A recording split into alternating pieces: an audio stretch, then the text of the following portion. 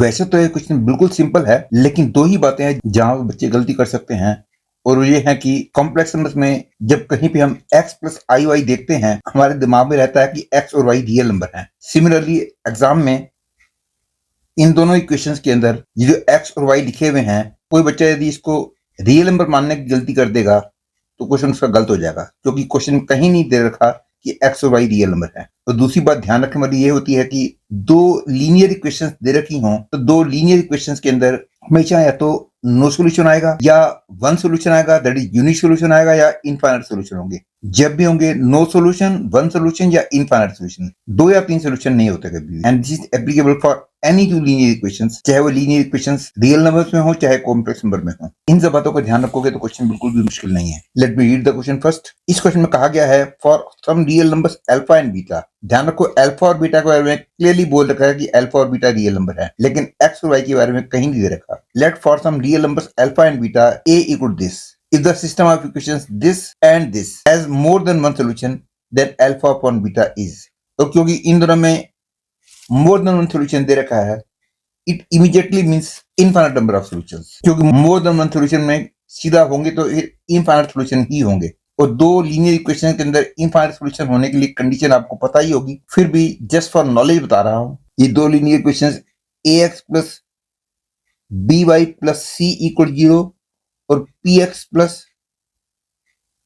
qy plus r equal 0 दे रखी हों और इनके अंदर इनफाइनाइट नंबर ऑफ सॉल्यूशंस हो जाएंगे, provided a upon p is equal to b upon q is equal to c upon r। और यदि कांस्टेंट दोनों में 0 हो जाए उस टाइम इक्वेशंस हो जाएंगी ax plus by equal 0 and px plus qy equal 0। और इन दोनों के अंदर इनफाइनाइट नंबर ऑफ सॉल्यूशंस होने के लिए a upon p should be equal to b upon q.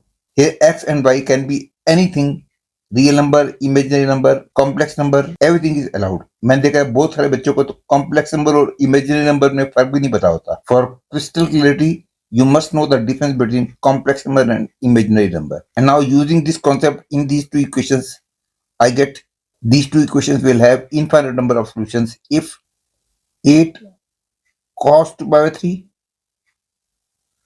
plus I sin 2 by 3 upon 4i is equal to a bar upon 1 plus I।